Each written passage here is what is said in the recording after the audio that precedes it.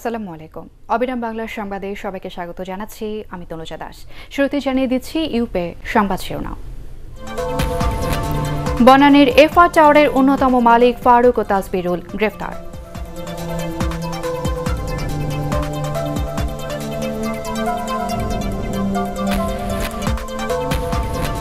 চতুর্থ দফায় ১০৭ উপজেলায় ভোট গ্রহণ চলছে। ৫০টিতে অতিরিক্ত র্যাব ও বিজিবি মোতায়েন।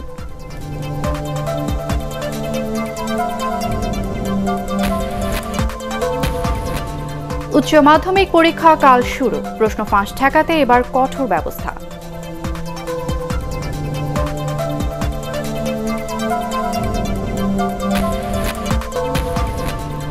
এবং পর্যটন ও জনশক্তি বাণিজ্য করতে আগ্রহী বাংলাদেশ ও মরক্কো।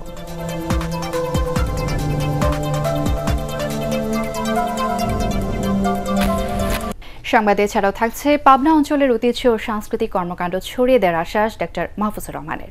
নাকালিয়া সারাশিয়ার বণিক উচ্চ বিদ্যালয়ের বর্ণাঢ্য শতবর্ষপূর্তি উৎসব।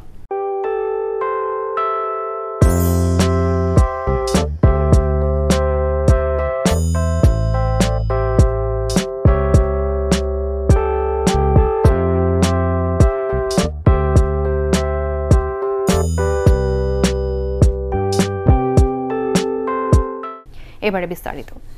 বনানীর এফআর টাওয়ারের অন্যতম মালিক তাসবিরুল ইসলাম ও জমির মালিক SMH ফারুককে গ্রেফতার করেছে পুলিশ। শনিবার রাত 10:30টার দিকে রাজধানীর গুলশান এলাকা থেকে টাওয়ারের একাংশের মালিক বিএনপি নেতা তাসবিরুল ইসলামকে প্রথমে গ্রেফতার করে গোয়েন্দা পুলিশ। এফআর টাওয়ারের ১৯ থেকে ২২ তলার মালিক কুড়িগ্রাম জেলা বিএনপির সভাপতি তাসবিরুল। পরে মধ্যরাতে রাজধানীর বসুন্ধরা আবাসিক এলাকা থেকে গ্রেফতার করা হয় টাওয়ারের জমির মালিক ফারুককে। এবারে উপজেলা নির্বাচন প্রসঙ্গ। উপজেলা নির্বাচনের চতুর্থ ধাপে ১০৭ উপজেলায় ভোট গ্রহণ চলছে। সকাল ৮টায় ভোট শুরু হয়েছে, চলবে টানা বিকেল ৪টা পর্যন্ত। শান্তিপূর্ণ পরিবেশে চেয়ারম্যান, ভাইস চেয়ারম্যান ও মহিলা ভাইস চেয়ারম্যান পদে পছন্দের প্রার্থীদের ভোট দিচ্ছেন ২.৫ কোটিরও বেশি ভোটার। এই ধাপে 6টি উপজেলায় ইভিএমে ভোট নেওয়া হচ্ছে। আইন শৃঙ্খলা বাহিনীর নিয়মিত সদস্যদের পাশাপাশি 48টিতে বর্ডার গার্ড ও একটিতে র্যাবের অতিরিক্ত সদস্য মোতায়েন করা হয়েছে। এ পর্যায়ে বিনা প্রতিদ্বন্দ্বিতায় চেয়ারম্যান নির্বাচিত হয়েছেন ৩৯ জন। এর মধ্যে 15টি উপজেলার সব পদের প্রার্থীরা বিনা প্রতিদ্বন্দ্বিতায় বিজয়ী হয়েছে। তফসিল অনুযায়ী এই ধাপে ১২২ উপজেলায় ভোট হওয়ার কথা থাকলেও আদালতের নির্দেশে খুলনার ডুমুরিয়া, ফেনীর ছাগলনাইয়া, ময়মনসিংহের ত্রিশাল ও কুমিল্লার বরুড়ার নির্বাচন স্থগিত করা হয়েছে। এছাড়া সুষ্ঠু পরিবেশ না থাকায় পিরোজপুরের মঠবাড়িয়া ও নোয়াখালীর কবিরহাটের নির্বাচনও স্থগিত করেছে। আর তৃতীয় ধাপে স্থগিত হওয়া 6টি উপজেলায় ভোট হচ্ছে আজ। এদিকে দেশের সবচেয়ে বড় সাবেক ছিটমহল কুড়িগ্রামের ফুলবাড়ী উপজেলায় ভোট গ্রহণ চলছে। এবারই প্রথম উপজেলা নির্বাচনে ভোট দিচ্ছেন এখানকার বাসিন্দারা। 52টি কেন্দ্রে ভোট নেওয়া হচ্ছে। নির্বাচন শান্তিপূর্ণ করতে ১৯ জন নির্বাহী ম্যাজিস্ট্রেটের নেতৃত্বে ৪৫০ জন পুলিশ, ১০০ জন বিজিবি ও র্যাবের ৫০ জনের দল সার্বক্ষণিক টহলে রয়েছে। এই উপজেলায় মোট ভোটার ১,২৬,৪৯২ জন।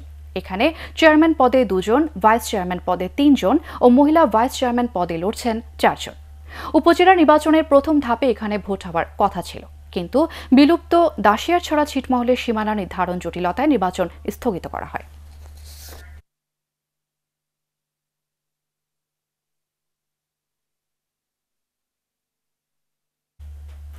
দর্শক, এই মুহূর্তে মুন্সিগঞ্জের বিভিন্ন কেন্দ্র ঘুরে দেখছেন আমাদের সহকর্মী আদিন সজীব। তিনি এখন রয়েছেন মুক্তারপুর সরকারি প্রাথমিক বিদ্যালয় কেন্দ্রে। আমরা এখন সরাসরি কথা বলছি তার সাথে।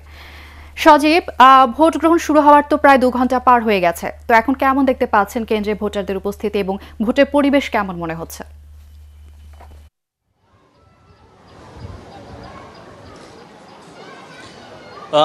আপনি বলেছেন যে মুক্তারপুর যে প্রাথমিক বিদ্যালয়ে আমি আছি, ভোট কেন্দ্র, এখানে এখন পর্যন্ত সুষ্ঠু পরিবেশ। এখানে মানুষ সকাল থেকে শুরু করে আসতে শুরু করেছেন এবং এখন তাদের আসার যে আগমনের যে ভিড় সেটা বাড়ছে। ভোটাররা আসছেন, প্রতিনিয়ত ভোটারের সংখ্যা বাড়ছে। বিশেষ করে একটি বিষয় এখানে যে বিষয়টি চোখে লেগেছে সেটি হলো যে এখানে যে সাধারণ মানুষ, মহিলারা সাধারণত দেখা যায় যে ভোট দিতে একটু অনুৎসাহিত হয়, কখনো কখনো কখনো যে যাব কীরকম পরিবেশ থাকবে, কি হবে না হবে, কিন্তু এখানে আমরা দেখেছি তার একটু ভিন্ন রূপ। এখানে অনেকক্ষণ থেকেই যে পর্যবেক্ষণ করে দেখছি এই এলাকার নির্বাচন, তাতে মহিলারা বেশ স্বতঃস্ফূর্তভাবে ভোট কেন্দ্রে আসছেন, ভোট দিচ্ছেন। এবং আপনি আরেকটি বিষয় জানিয়ে রাখি যে এই কেন্দ্রে বাংলাদেশের বেশ কিছু উপজেলায় ইভিএমে ভোট হচ্ছে, সেই তারই এখানেই একটি অংশ যেখানে ইভিএমে ভোট হচ্ছে। এখানে আমি অনেক বৃদ্ধ মানুষকে দেখেছি যারা একেবারে নারী, বৃদ্ধ মহিলা, তারা ভোট দিচ্ছেন ইভিএমে এবং স্বতঃস্ফূর্ত তারা বলছেন যে ইভিএমে ভোট দিতে পেরে তাদেরকে ভালো লাগছে, এমনও কথা আমরা শুনেছি।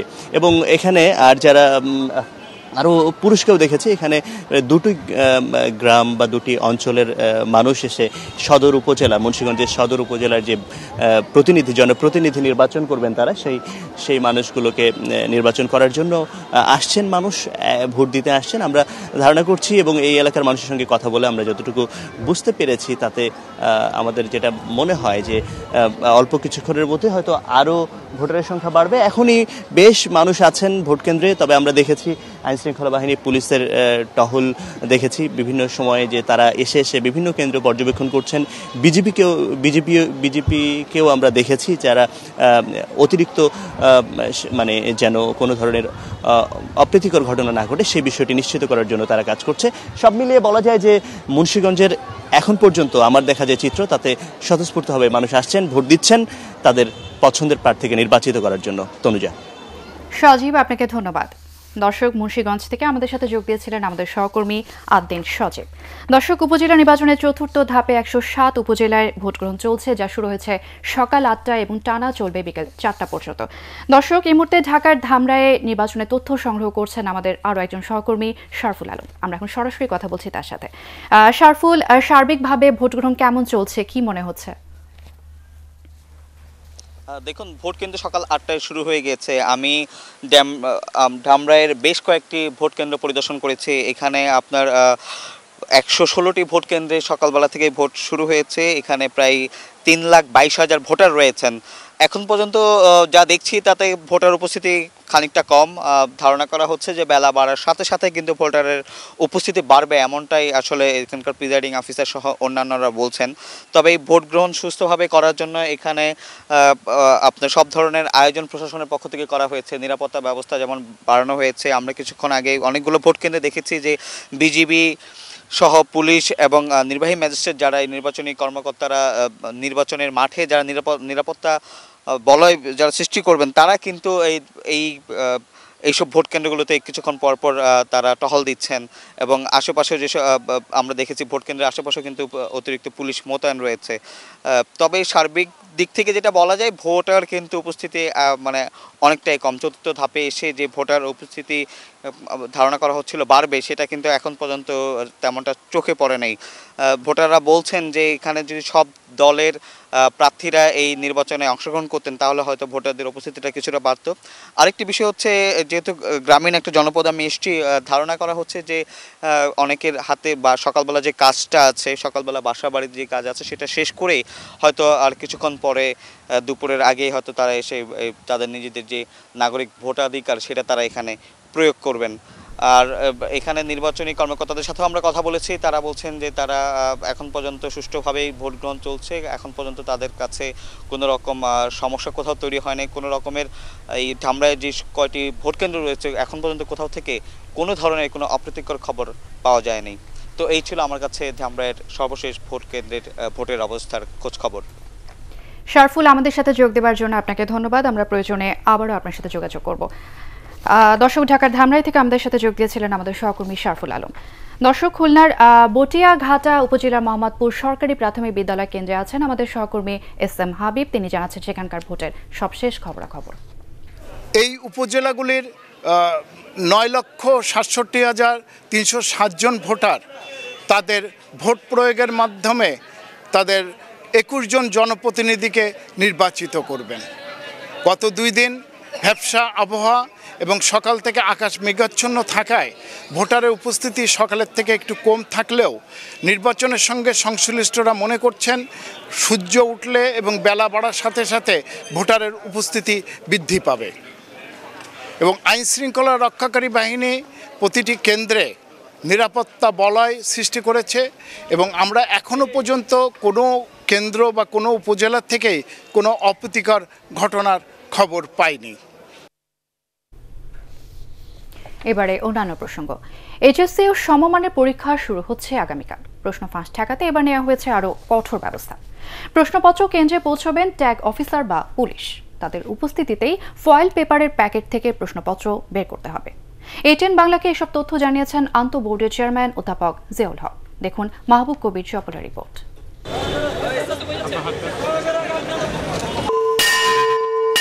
পরীক্ষা এলেই বড় দুশ্চিন্তার কারণ হয় প্রশ্ন ফাঁসের বিষয়টি।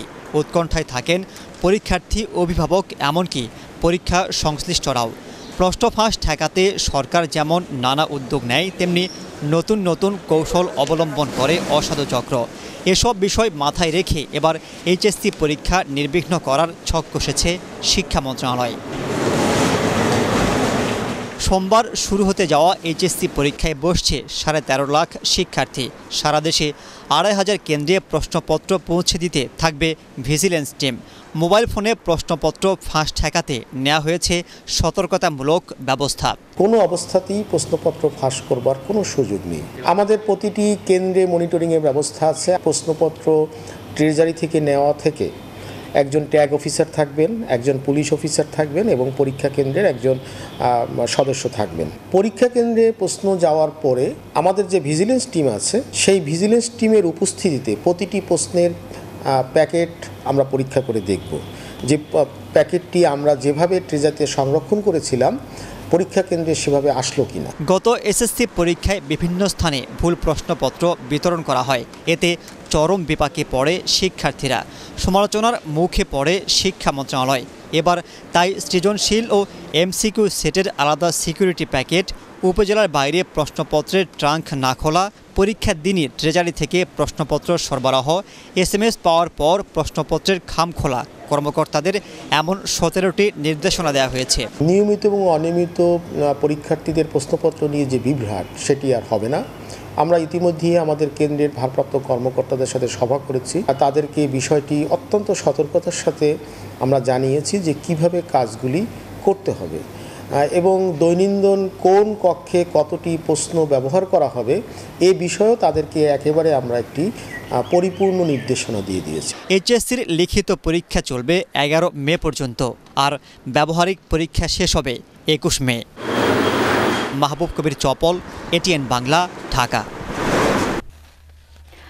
আফ্রিকার দেশ মরক্কোর সাথে পর্যটন ও জনশক্তি বাণিজ্যের নতুন সম্পর্ক হতে যাচ্ছে বাংলাদেশের। সম্প্রতি এক সপ্তাহের সফরে মরক্কোর রাবাত, কাসাব্লাঙ্কা ও মারাক্কেশ ঘুরে এসেছেন বাংলাদেশের পর্যটন ও জনশক্তি খাতের 50 জন ব্যবসায়ী। তারা জানিয়েছেন এমন আশার খবর। মরক্কো থেকে ফিরে আরও জানাচ্ছেন কেরামতুল্লাহ বিপ্লব। মরক্কো ইসলাম, ইতিহাস আর হাজার বছরের প্রাচীন ঐতিহ্যে এ দেশটির প্রসিদ্ধি বিশ্বজুড়েই।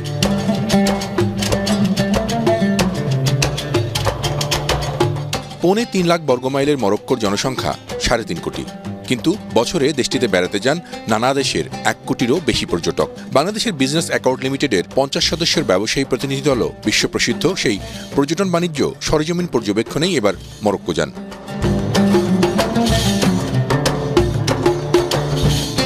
ট্রাভেল, ট্যুরিজম ও রিক্রুটিং খাতের এই ব্যবসায়ীরা মরক্কোর পর্যটন নীতি আর কৌশল কিভাবে বাংলাদেশেও ব্যবহার করা যায় তাই খোঁজেন কাসাব্লাঙ্কা এবং মারাক্কেশ ঘুরে। মরক্কোর অনেক নাগরিক জানে না যে বাংলাদেশের নামক কোনো দেশের নাগরিক আছে, কারণ এখানে গ্রুপ ট্যুরে এত বড় লোক নিয়ে, এত সংখ্যক লোক নিয়ে কেউ এখানে আসে না। বাংলাদেশ মুসলিম কান্ট্রি, এটাও মুসলিম কান্ট্রি, সেই হিসেবে আমরা দেখছি অনেক কিছুই মিল রয়েছে। এখানকার ওয়েদার অনেক ভালো, এখানকার মানুষজনেরা অনেক ভালো। প্রতি বছরে আমরা যেরকম বিভিন্ন দেশে যাই, আমরা আশা করছি যে আমরা এখান থেকে কিছু ট্যুরিস্ট বাংলাদেশে টানতে পারবো। ইউরোপ লাগোয়া উত্তর আফ্রিকার এ দেশটির কৃষিখাতেও ব্যাপক সম্ভাবনা নজরে আসে ব্যবসায়ীদের। আমাদের গার্মেন্টস ব্যবসায়ীদের ভালো সুযোগ রয়েছে। এদের কৃষি যে ব্যবস্থা, এটা এর সাথে আমরা অনেক ধরনের সম্পৃক্ত হতে পারি। আমাদের সরকার এবং মরক্কো সরকারের সাথে একটা সমঝোতা স্বাক্ষর হলে এখানে আমরা জনশক্তি রপ্তানি করতে পারবো। বিদেশি দর্শনার্থী ও পর্যটকদের কাছে মরক্কোর সবচেয়ে প্রিয় শহর মারাক্কেশ ও কাসাব্লাঙ্কা। শীত, গ্রীষ্ম 2 মৌসুমেই লাখো বিদেশি পর্যটক ভিড় করেন এই দুই শহরে। পর্যটন কেন্দ্রিক নানা পণ্যের চাহিদাও তাই বেশি এসব শহরে। পর্যটন বাণিজ্যের এসব পণ্য বাংলাদেশ থেকে মরক্কোয় রপ্তানির ব্যাপক সম্ভাবনা আছে বলেও জানান বাংলাদেশি ব্যবসায়ীরা। বাংলাদেশ ও মরক্কোর মধ্যে আধুনিক বাণিজ্য চুক্তি বলতে যা বোঝায় তার কোনো কিছুই এখন পর্যন্ত স্থাপিত করা যায়নি। আর সে কারণেই অনেক সম্ভাবনা থাকার পরও বাংলাদেশি অনেক পণ্যের বাজার এখানে উন্মুক্ত হয়নি। একইভাবে মরক্কোর যে সকল পণ্য রয়েছে তার বাজারও বাংলাদেশে ততটা প্রসারিত নয়। আর সে কারণেই এই ব্যবসায়ীরা সেই চেষ্টা করছেন যাতে দুদেশের বাণিজ্য চুক্তি নতুন করে তৈরি হয় এবং বাংলাদেশি এবং মরক্কান পণ্যের মধ্যে একটি আদান প্রদানের ক্ষেত্র তৈরি হয়। Keramatullah Biplob, ATN Bangla, Casablanca, Morocco. Pabna অঞ্চলের ইতিহাস, ঐতিহ্য ও সাংস্কৃতিক কর্মকাণ্ড এটিএন বাংলা ও এটিএন নিউজের মাধ্যমে সবার মাঝে ছড়িয়ে দেওয়ার আশ্বাস দিয়েছেন প্রতিষ্ঠান দুটির চেয়ারম্যান ডক্টর মাহফুজুর রহমান। পাবনার নাকালিয়া সারাশিয়া বণিক উচ্চ বিদ্যালয়ের 100 বর্ষ পূর্তি উৎসবের উদ্বোধনী অনুষ্ঠানে তিনি এই প্রতিশ্রুতি দিয়ে বলেন, শিক্ষা বিস্তারে সমাজের বিত্তবানদেরও এগিয়ে আসতে হবে। পাবনার বেড়া থেকে বিস্তারিত জানাচ্ছেন শফিকুল ইসলাম শামীম, ছবি তুলেছেন আনিসুর রহমান সোহাগ। পাবনার বেড়া উপজেলার নাকালিয়া সারাশিয়া বণিক উচ্চ বিদ্যালয়ের 100 বর্ষ পূর্তি উৎসবের জমকালো আয়োজন উপলক্ষে গ্রামীণ জনপদের এই ঐতিহ্যবাহী শিক্ষা প্রতিষ্ঠানের সাবেক এবং বর্তমান শিক্ষার্থী ও এলাকাবাসীর মিলন মেলায় পরিণত হয় অনুষ্ঠানের স্থল।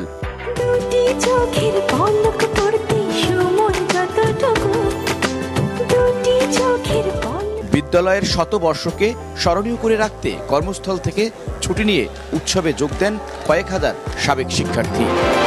আইনশৃঙ্খলা বাহিনীর কড়া নিরাপত্তায় অনুষ্ঠিত সাংস্কৃতিক সন্ধ্যায় যোগ দেন রাজনীতিবিদ সহ বিশিষ্টজনরা।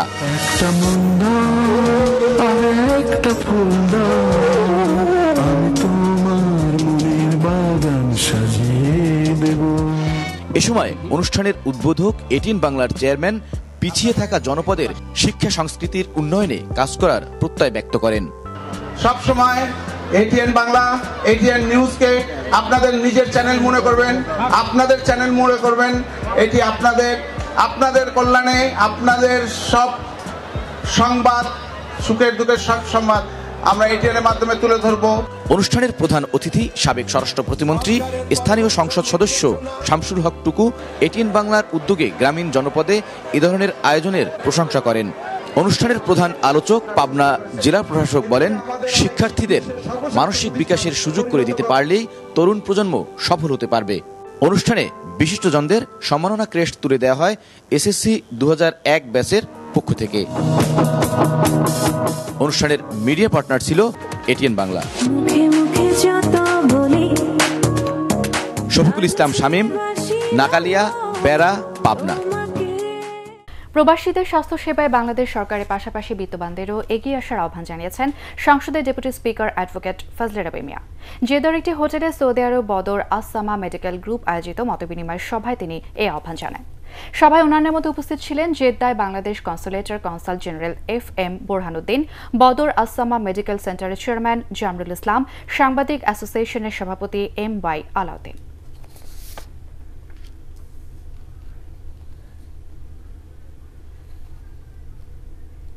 এবারে পাটেক্স খেলার খবর।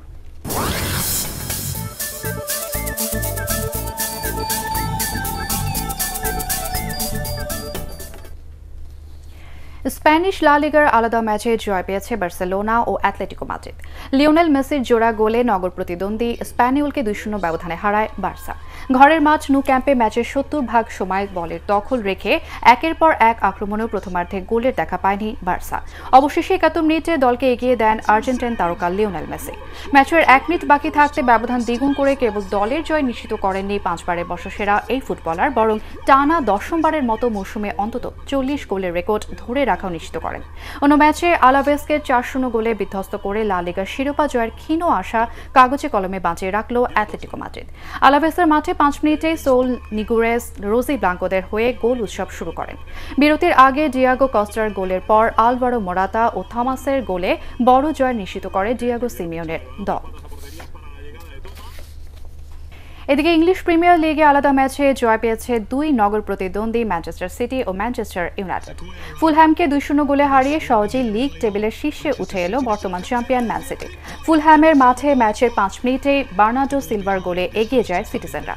27 মিনিটে আর্জেন্টাইন তারকা সার্জিও অ্যাগুয়েরো ব্যবধান দ্বিগুণ করেন। 65% বলের দখল রেখেও বাকি সময় আর গোলের দেখা পায়নি অতিথিরা। তারপরও 31 ম্যাচে 77 পয়েন্ট নিয়ে লিভারপুলকে টপকে আবারও শীর্ষে উঠে এলো পেপ গার্দিওলার দল। অন্য ম্যাচে ওয়াটফোর্ডকে 2-1 গোলে হারিয়ে আবারও লিগ টেবিলের সেরা 4-এ উঠে গেল ম্যান ইউ। ঘরের মাঠ ওল্ড ট্রাফোর্ডে ম্যাচের 2 অর্ধে মার্কাস রাশফোর্ড ও অ্যান্থনি মার্শিয়ালের গোলে জয় পায় রেড ডেভিলরা। শেষ করার আগে ইউপের সংবাদ শিরোনাম জানিয়ে দেব আরও একবার। বনানীর এফআর টাওয়ারের অন্যতম মালিক ফারুক ও তাসবিরুল গ্রেফতার।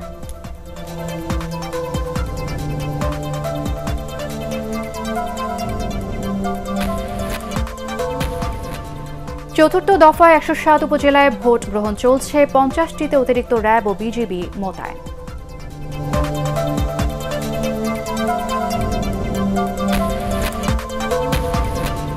উচ্চ মাধ্যমিক পরীক্ষা কাল শুরু, প্রশ্ন ফাঁস ঠেকাতে এবার কঠোর ব্যবস্থা।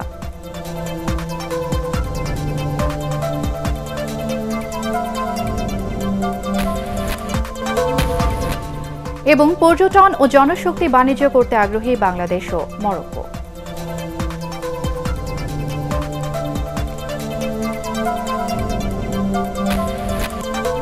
আর এই ছিল এখনকার সংবাদ। আমাদের এটিএন বাংলার সংবাদ ইউটিউবে দেখতে ব্রাউজ করুন www.youtube.com/ATN. সাবস্ক্রাইব করে এটিএন বাংলার সাথেই থাকুন।